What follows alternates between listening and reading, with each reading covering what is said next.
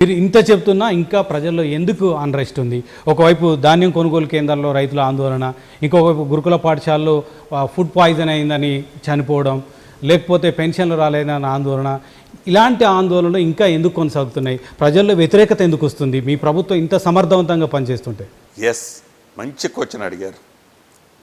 హాస్టల్స్లో food poison అయిన మాట నిజం. అసలు ఈ హాస్టల్ ఈ వ్యవస్థలో ఉండటానికి కారకులు ఎవరండి? కేసీఆర్ గారు.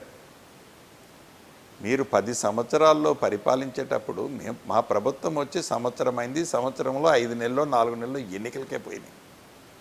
మీరు 10 సంవత్సరాలు పరిపాలించినప్పుడు గొప్పలు చెప్పుకోవడానికి హాస్టల్లో రెబ్బల కట్టెలు చేసావు తప్ప ఎక్కడైనా ఒక చిత్తశుద్ధితో, ఒక నిజాయితీతో ఒక ఇంటిగ్రేటెడ్ స్కూల్స్ హాస్టల్స్ కట్టాలని ఆలోచన నీకు ఎందుకు రాలా? నీ ఇల్లు కట్టుకునే ప్రగతి భవన్ కట్టడానికి ఆలోచన వచ్చింది, సెక్రటేరియట్ కట్టడానికి వేలాది కోట్లు ఖర్చు పెట్టడానికి ఆలోచన వచ్చిన మీకు పేదోడు పిల్లలు చదువుకునే హాస్టల్ కట్టాలి, మంచి స్కూల్ కట్టాలనే ఆలోచన ఎందుకు రాలేదు కేసీఆర్ గారు?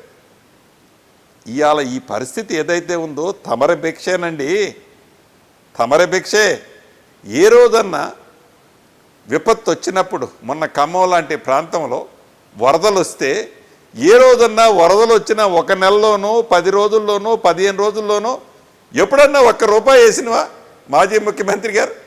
ఇందిరమ్మ రాజ్యంలో 10 రోజుల్లో ఇచ్చిన డబ్బులు ఇస్తానని చెప్పి ఎందుకు ఇంత చేస్తున్న కాంగ్రెస్ గవర్నమెంట్ ఫెయిల్యూర్ అనే గ్లోబల్ ప్రచారం? ఇది కేవలం గ్లోబల్ ప్రచారం.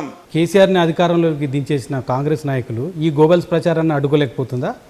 అంటే గేమ్ ఆడాల్సిన టైంలో గేమ్ ఆడాల. ముందు గేమ్ ఆడి అలసిపోతారు కదా, చివరిదాకా ప్రయాణించాలి కదా.